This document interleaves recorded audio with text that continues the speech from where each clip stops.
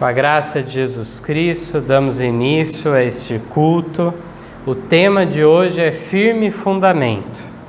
Vamos abrir nossas Bíblias, primeiramente em Isaías, no capítulo 58, os versos 11 a 12. Um texto bem conhecido em nosso meio. Sabemos a importância desse capítulo 58 de Isaías. E o verso 11 e 12 nos declaram o seguinte: E o Senhor te guiará continuamente, e fartará a tua alma em lugares áridos, e fortificará os teus ossos, e serás como um jardim regado, e como um manancial cujas águas nunca faltam. E os que de ti procederem edificarão as antigas ruínas, e levantarás os fundamentos de geração em geração, e chamar-te-ão reparador das roturas e restaurador de veredas para morar. Vemos que a mensagem, ela é muito antiga, ela é apresentada de diversas formas, ela é reconfirmada pelos profetas, ela é concretizada em grande parte com a vinda de Cristo a este mundo. Mas nós vemos então aqui que de fato haveria uma perda de vista de alguns fundamentos da fé. Mas há sempre a promessa o quê? De restauração, de reforma.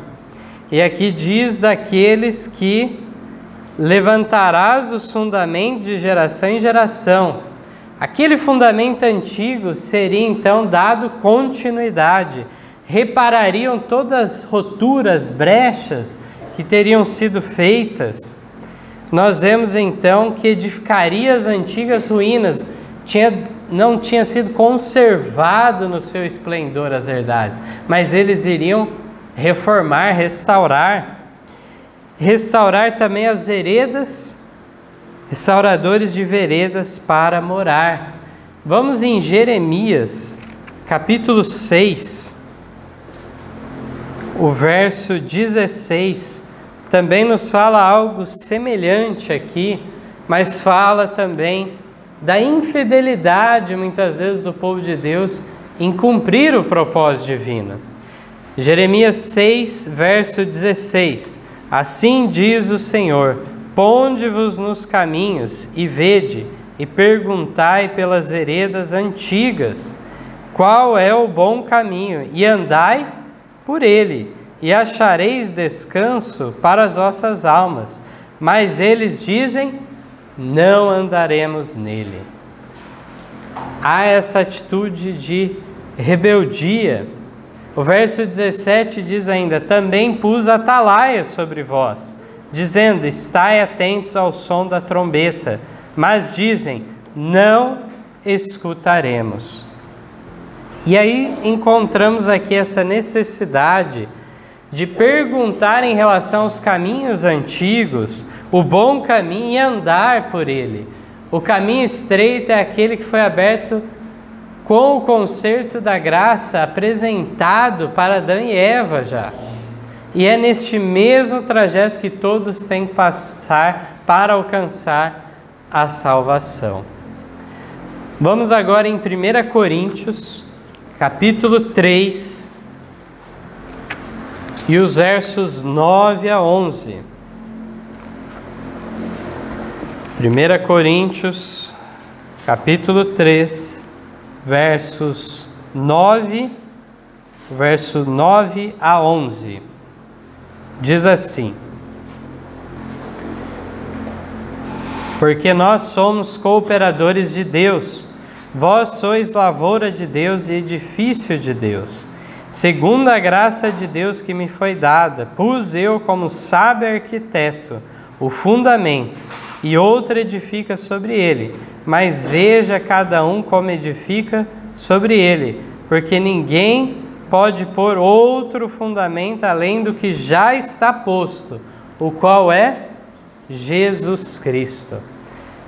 Então, as colunas da verdade, elas são elevadas no edifício de Deus com um só fundamento, que é Cristo Jesus. Qualquer outro que quer se estabelecer, ele pode querer erguer colunas da verdade, mas ele não está no fundamento verdadeiro, não prosperará tal obra. Vamos ainda em 2 Timóteo, capítulo 2, e o verso 19. Todavia o fundamento de Deus fica firme, tendo este selo: o Senhor conhece os que são seus, e qualquer que profere o nome de Cristo, aparte-se da iniquidade. Aqueles então que estão estabelecidos no fundamento firme de Cristo, eles então devem o quê? Se apartar de toda iniquidade. Somente assim estarão professando a verdade em sua totalidade. Gostaria agora de trazer alguns conceitos que são apresentados pela mensageira do Senhor. Uma visão inicial que eu gostaria de trazer é registrar no Primeiros Escritos, na página 258 e 259, que diz assim: vi um grupo que permanecia bem guardado e firme, não dando atenção aos que faziam vacilar a estabelecida fé da comunidade. Deus olhava para eles com aprovação. Foram-me mostrados 3 degraus: a primeira, a segunda e a terceira mensagens angélicas. Disse o meu anjo assistente: ai de quem mover um bloco ou mexer num alfinete dessas mensagens. A verdadeira compreensão dessas mensagens é de vital importância. O destino das pessoas depende da maneira em que são elas recebidas. De novo, fui conduzido às 3 mensagens angélicas e vi a que alto preço havia o povo de Deus adquirido a sua experiência. Esta fora alcançada através de muito sofrimento e severo conflito. Deus os havia conduzido passo a passo até que os pusera sobre uma sólida plataforma inamovível. Vi pessoas aproximarem-se da plataforma e examinar-lhe o fundamento. Alguns com alegria subiram imediatamente para ela. Outros começaram a encontrar defeito no fundamento. Achavam que se deviam fazer melhoramentos e então a plataforma seria mais perfeita e o povo muito mais feliz. Alguns desceram da plataforma para examiná-la e declararam ter sido ela colocada erradamente. Mas eu vi que quase todos permaneciam firmes sobre a plataforma e exortavam os que tinham descido a cessar com suas queixas, pois Deus fora o mestre construtor e eles estavam lutando contra ele. Eles reconsideravam a maravilhosa obra de Deus que os conduzira à firme plataforma e em união levantavam os olhos ao céu e com alta voz glorificavam a Deus. Isso afetou alguns dos que se tinham queixado e deixado a plataforma, e contritos subiram de novo para ela. Essa visão, infelizmente, como muitos outros temas, é mal utilizada para virar uma defesa denominacional. O objetivo aqui da visão de Ellen White, de forma alguma, é defender uma igreja, uma denominação específica e dizer agora que qualquer um que é sacudido para fora da igreja, ele é palha. A peneira é a verdade. A verdade, então, que por fim, num processo que começa desde já, do agito, do sacudir da peneira e se concretizará na crise final, fará a separação entre os grãos e a palha. Mas nós encontramos aqui a plataforma da verdade. E aí nós vamos encontrar que cada geração houve uma verdade presente, que teve que ser anunciada. Nós encontramos na época de Noé uma verdade presente, o dilúvio que viria dentro de 120 anos foi determinado. Nós encontramos João Batista anunciando então que o Messias já estava entre eles. Nós encontramos Jesus anunciando que o reino da graça já havia sido instaurado. E assim nós encontramos nas gerações a verdade presente, adequada, o alimento para o rebanho de Deus. Mas nós chegamos agora ao período da última verdade presente. Nós estamos no período em que é dada a última mensagem de advertência ao mundo, que são justamente as 3 mensagens angélicas dadas então em Apocalipse 14. E é nessa plataforma que se estabelece o adventismo. E nós vemos aqui que qualquer alteração que fosse feita nessa mensagem, sobre a importância, o tempo, o lugar dessas mensagens, tudo isso seria o quê? No intuito daqueles que dizem que queriam fazer melhoramentos na plataforma. Ela não estava boa o suficiente. Outros, então, desceram da plataforma e começaram a colocar defeito. Graças a Deus, é dito que ao final muitos ainda se arrependeram e voltaram atrás dessa posição. Aqui diz que cada detalhe tem que ser mantido no devido lugar como Deus colocou. A mensagem do assinalamento, que fez parte do núcleo das verdades do adventismo no primeiro momento já, o assunto do santuário levou a eles compreenderem a mensagem do assinalamento. Fez parte desde o primeiro momento. Em 1848 eles já tinham essa luz concreta. Infelizmente hoje é deixado de lado. No Testemunhos para a Igreja, volume 5, página 83, nos é dado a seguinte advertência: a igreja não pode medir-se pelo mundo, nem pela opinião humana, nem pelo que ela uma vez foi. Sua fé e posição no mundo, como agora se vê, precisa ser comparada com o que ela deveria ter sido se seu rumo fosse continuamente para frente, para o alto. A igreja será pesada nas balanças do santuário. Se seu caráter moral e estado espiritual não corresponderem aos benefícios e bênçãos que o Senhor lhe conferiu, será achada em falta. Então, olha o que nós aprendemos aqui. Uma igreja ela não pode se achar boa o suficiente, com uma norma elevada o suficiente, uma norma santa, divina, se comparando, se medindo pelo que o mundo segue. Ser melhor que o mundo não é prova que está tudo ok.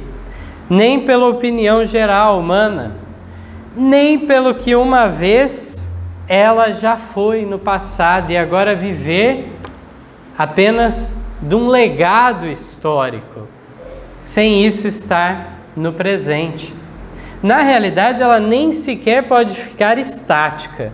Aqui diz que ela precisa ser comparada com o que ela deveria ter sido se o seu rumo fosse continuamente para frente e para o alto. Então, diante de todos esses privilégios, bênçãos, a igreja é pesada nas balanças do santuário. Nós encontramos aqui essa realidade. Quando surge o adventismo, primeiramente veio a primeira mensagem angélica, em 1798, depois vem a mensagem do segundo anjo, que os separa das igrejas. Primeiro era um movimento pertencente interdenominacional no meio protestante.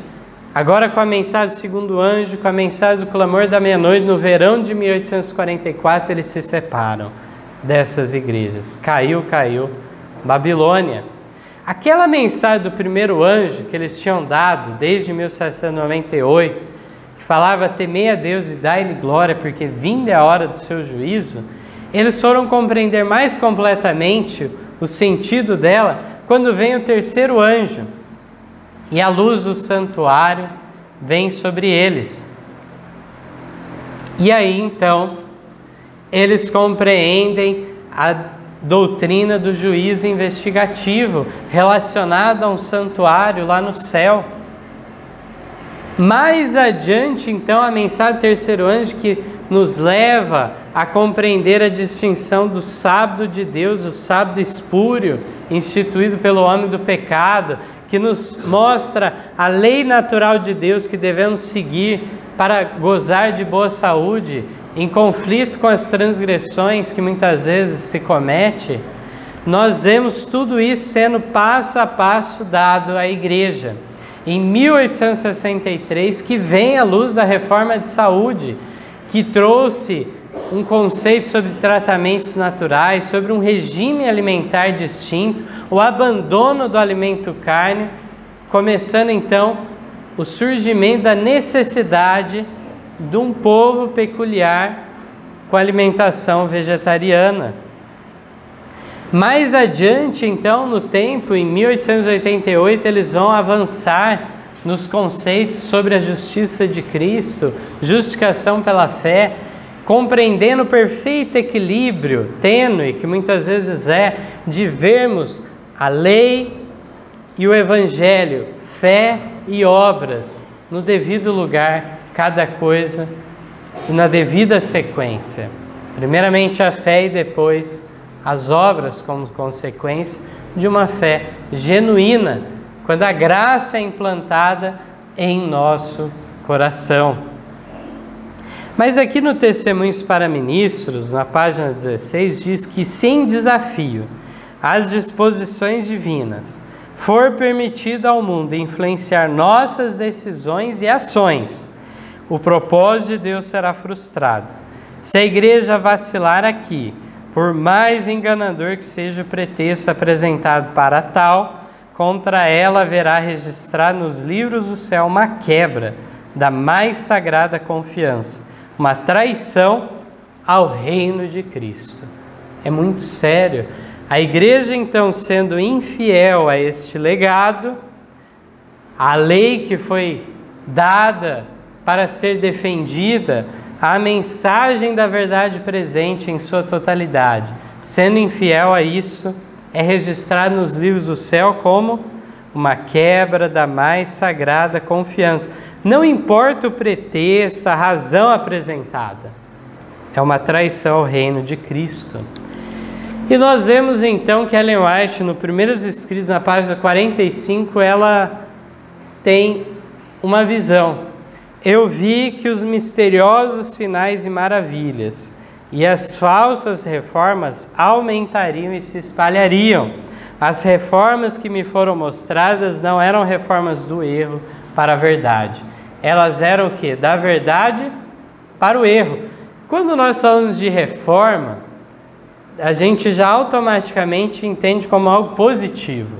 Mas aqui fala de que haveria no futuro movimentos de reforma falsos, que era para levar as pessoas da verdade para o erro. Elas estavam estabelecidas na firme plataforma da verdade, no fundamento posto por Cristo, mas abandonariam e iriam para o erro.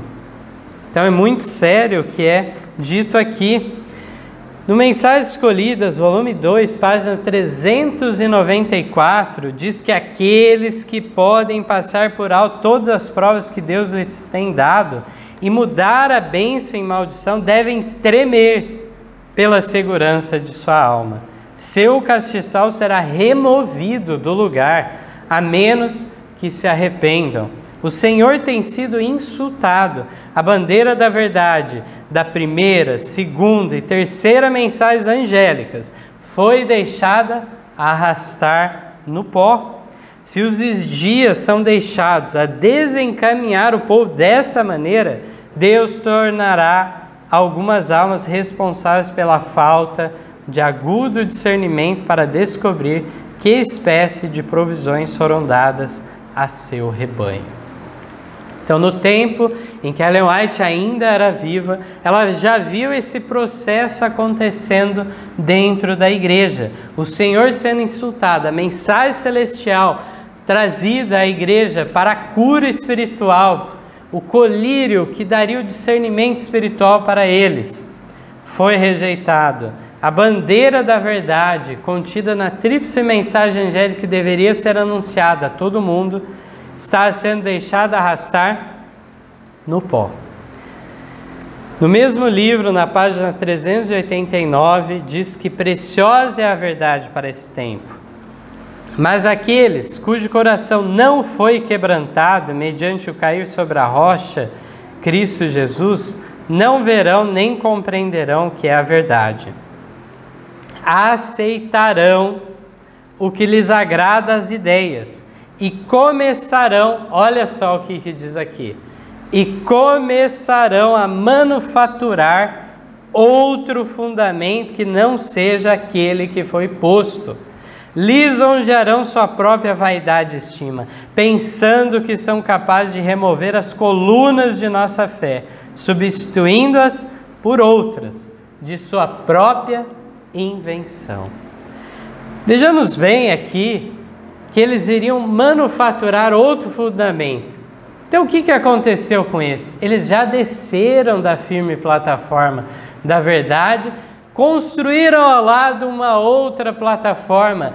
Eles abandonaram, removeram aquelas colunas da fé que eles defendiam e agora substituíram por outras. Não ficou vago, mas doutrinas, fundamentos feitos por eles mesmos.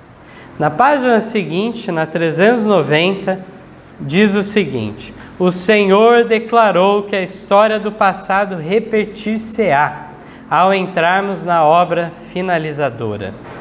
Toda a verdade que Ele deu para esses últimos dias deve ser proclamada ao mundo. Toda a coluna por Ele estabelecida deve ser fortalecida. Não podemos desviar-nos agora do fundamento estabelecido por Deus. Não podemos agora entrar em nenhuma nova organização, pois isso significaria apostasia da verdade. Então aqui esse é mais um texto que frequentemente é mal interpretado.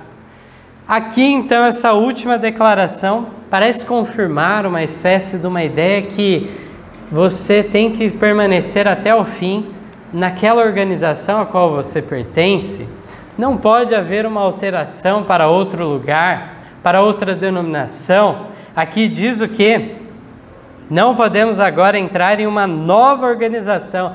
E ainda diz o quê? Pois isso significaria apostasia da verdade. Como compreendermos agora esse texto, então? Aqui o contexto deixa muito claro, primeiramente, que está falando da obra que deve ser finalizada e de que maneira ela poderia ser finalizada. É na defesa de todas essas verdades. Toda a coluna deve ser o quê? Estabelecida. Deve ser ainda o quê? Fortalecida. Não podemos desviar-nos agora, a profeta diz o quê? Não podemos desviar do quê? Do fundamento estabelecido por Deus. Essa nova organização que Ellen White usa esse termo, ela não está falando de denominação. Ela está falando do que foi estabelecido, da ordem divina, do fundamento divino, que não pode ser substituído, renovado, mudado. Isso se confirma, inclusive, com o texto a seguir, que vamos ler no Mensagens Escolhidas, volume 1, página 204. Deixa muito claro o significado de entrar numa nova organização que não podemos fazer. Porque essa nova organização, ela está o quê? Em apostasia da verdade. Ela renunciou àqueles princípios, àquelas colunas. Diz assim: o inimigo das almas tem procurado introduzir a suposição de que uma grande reforma devia efetuar-se entre os adventistas do sétimo dia, e que essa reforma consistiria em renunciar às doutrinas que se erguem como pilares de nossa fé e empenhar-se num processo de reorganização. Se tal reforma se efetuasse, qual seria o resultado? Seriam rejeitados os princípios da verdade que Deus, em sua sabedoria, concedeu à igreja remanescente. Nossa religião seria alterada. Os princípios fundamentais que têm sustido a obra nesses últimos 50 anos seriam tidos na conta de erros. Estabelecer-se-ia uma nova organização. Escrever-se-iam livros de ordem diferente, introduzir-se um sistema de filosofia intelectual. Os fundadores desse sistema iriam às cidades, realizando uma obra maravilhosa. O sábado seria naturalmente menosprezado, como também o Deus que o criou. Coisa alguma se permitiria opor-se ao novo movimento. Ensinariam os líderes ser a virtude melhor do que o vício, mas removido Deus, colocariam sua confiança no poder humano, o qual sem Deus nada vale.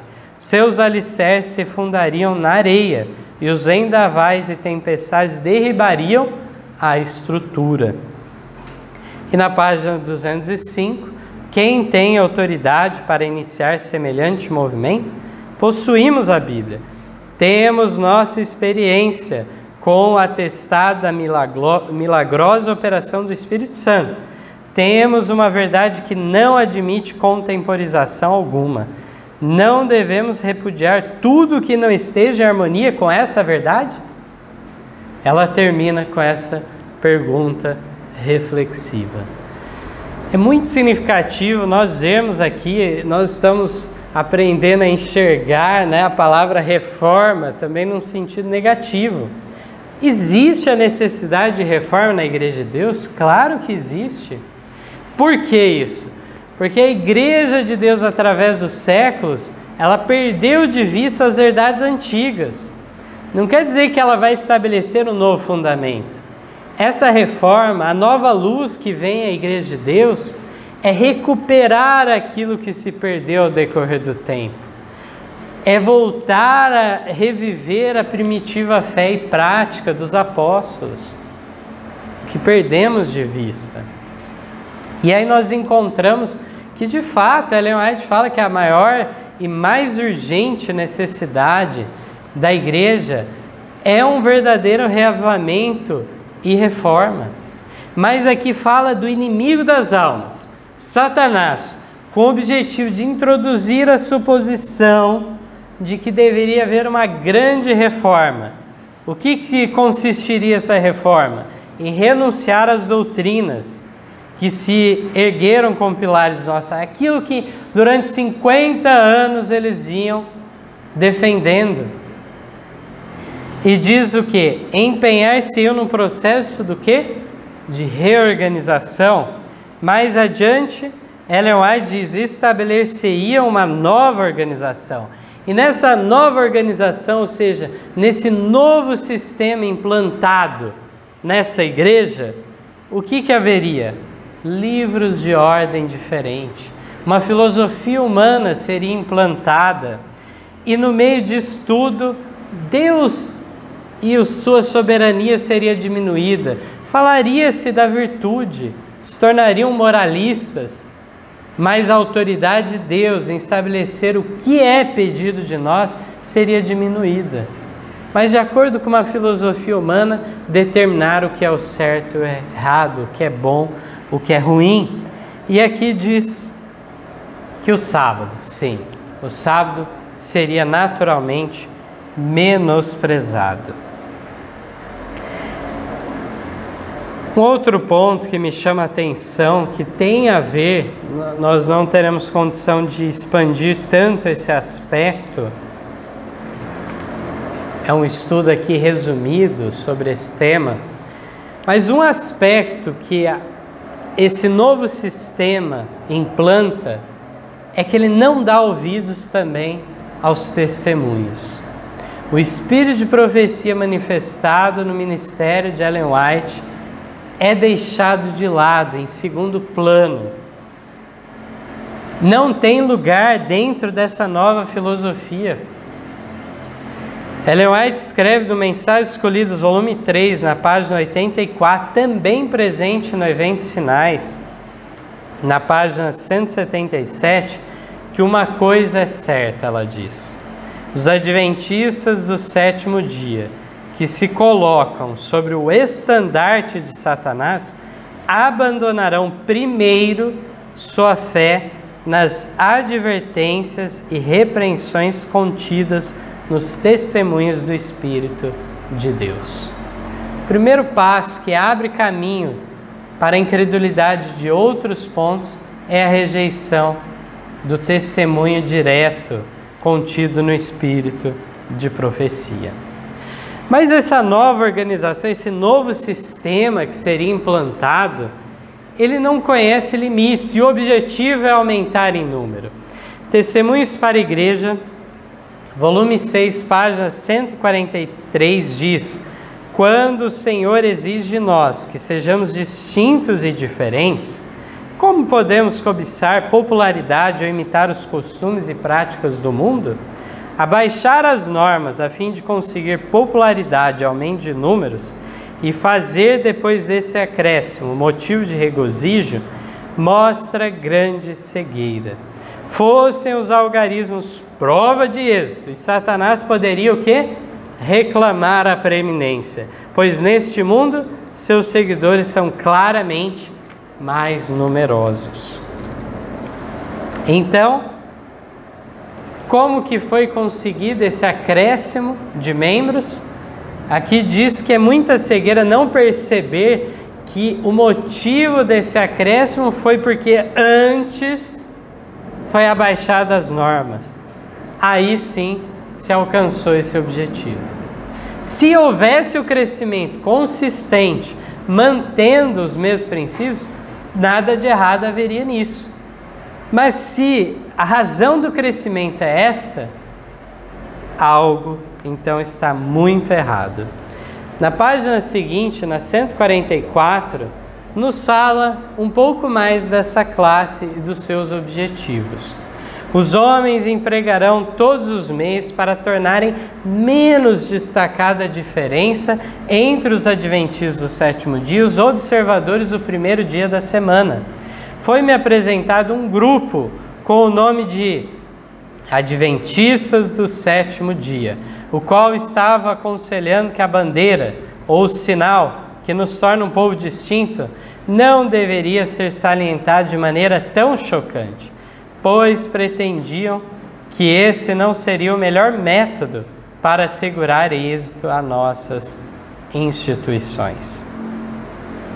Então estes homens que são considerados então, eles têm o nome, são adventistas nominais, como Ellen White fala em outro lugar, né?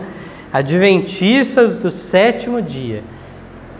Eles estariam preocupados com a seguinte questão: como que nós diminuímos a diferença entre nós e as igrejas caídas? Entre nós que guardamos o sábado e os guardadores do domingo. E aqui diz que a forma era justamente não destacar, não salientar tão grandemente a bandeira que eles deveriam levar. Já vimos que essa bandeira é o quê? Da tríplice mensagem angélica, que na realidade eles deixaram arrastar no pó. É um incômodo ao avanço, ao progresso da igreja, continuar levando adiante essa bandeira. Diz assim: não estamos, porém, em tempo de arriar nossa bandeira, de nos envergonharmos de nossa fé. Esta distintiva bandeira descrita nas palavras: aqui está a paciência dos santos, aqui estão os que guardam os mandamentos de Deus e a fé de Jesus, Apocalipse 14, 12, deve ser levada através do mundo até o fim do tempo de graça. Ao passo que devem ser aumentados os esforços para avançarmos nos diferentes lugares, não devemos esconder nossa fé para assegurar mais apoio. A verdade deve alcançar as almas prestes a perecer, e caso ela seja de algum modo oculta, Deus é desonrado, e sobre nossas vestes se encontrará o sangue dos perdidos. Deve haver o avanço da mensagem a todo mundo, mas a que custo? Não é abandonando a bandeira da verdade, da última verdade presente contida na mensagem dos anjos. Nós vemos aqui que se ela for oculta, quem é desonrado?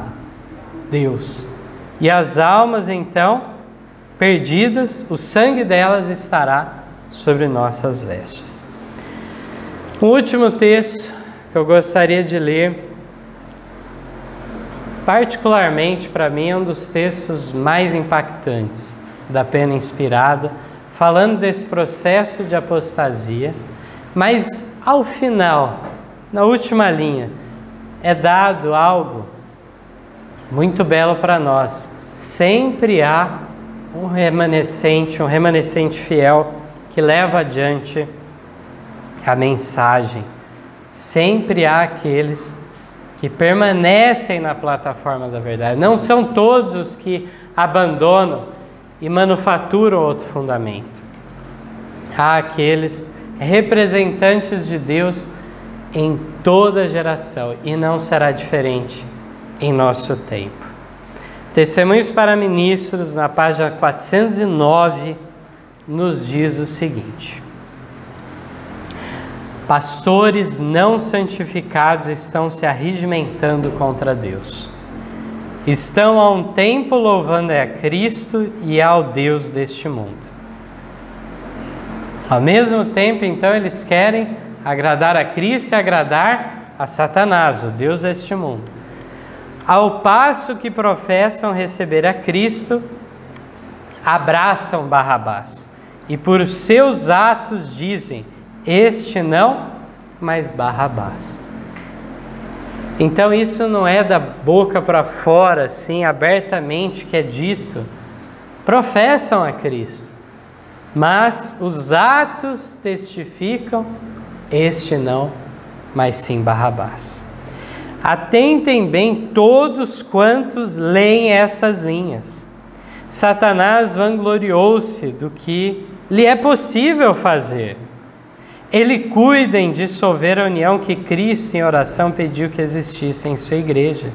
Diz ele: irei e serei um espírito de mentira para enganar os que puder, para criticar e condenarem e falsearem.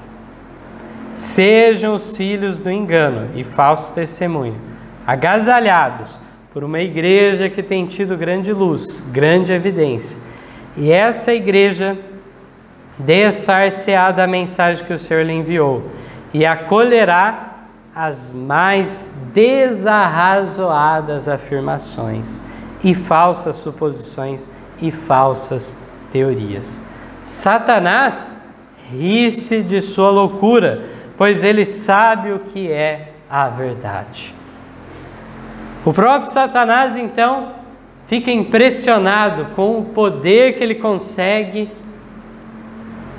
agir dentro dessa igreja. Como em outro lugar fala, o poder das trevas já colocou o quê? Seu molde de inscrição na obra que deveria ter permanecido pura.